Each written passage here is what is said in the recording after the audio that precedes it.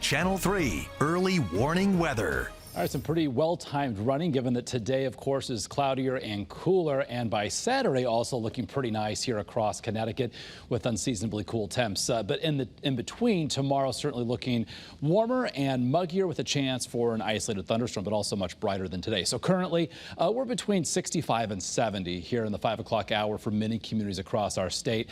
Dew point values range from the upper 50s to low 60s, so kind of on the cusp of some mugginess, and these numbers will be going up. Perhaps you notice that southerly breeze today. That's going to continue to bring in a muggier air mass tonight into the first half of tomorrow, and then those numbers come back down as we head into the upcoming weekend. So right now from Waterbury, a lot of cloud cover, but we're dry. 65 in the Brass City. Our view from Mystic showing a primarily overcast sky as well. So wherever your evening plans may take you, we're good for the next several hours. It's well after sunset. 10, 11 o'clock tonight that storms off to our west will head in our general direction. You can see how they're kind of segmented, a broken line moving now east of the Great Lakes. So depending upon how these continue to move and develop, eventually as we make our way past sunset, of course here in Connecticut, the air mass much more stable compared to what's happening to our west, where we have 90-degree heat and dew point values up to 70 or higher. So certainly more unstable there. So these storms will weaken, basically, is the general theme here as we head past sunset as they work into Connecticut. So looking at the big picture, high pressure moving offshore, allowing that southerly flow to kick in. And this front's going to be moving through southern New England tomorrow. So with that, say specifically during the afternoon, perhaps an isolated shower or thunderstorm, but I think a situation where many communities do remain dry. So today off to our west, we have several severe thunderstorm watches as well as a tornado watch, and that's from parts of New York into Pennsylvania, where we have the enhanced risk, that level 3.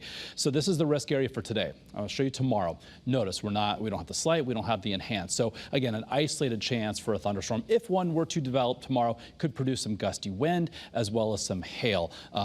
That's the situation we're going to be monitoring as we close out the week. So we've got the initial round again later on tonight. Storms toward northwest tending to weaken as they work into southern New England. That's if they survive the trip at all. And then as we start the day tomorrow, morning clouds give way to a mostly sunny sky. Again, here stopping the clock at 1 o'clock tomorrow afternoon. Again, an isolated shower or storm cannot be ruled out, but otherwise I think a situation where many communities do remain dry as we end the week. Highs tomorrow 85 to near 90 inland and mid to upper 80s along the shoreline as the wind becomes more west-northwesterly by mid to late afternoon tomorrow. The cooler, drier air will be felt on Saturday, highs only in the upper 60s to near 70, breezy at times, more clouds and sunshine. If we were to see any rain over the weekend, it would be Saturday evening and Saturday night. Not a high impact situation at all. Then for Father's Day, Sunday, Juneteenth, becoming partly to mostly sunny, highs between 70 and 75. And then next week, as we kick off the summer season with the solstice on Tuesday at 5:14 in the morning, feeling like summer here in Connecticut with temps in the upper 70s and low 80s, perhaps a little bit more wet weather in here toward the end of next week.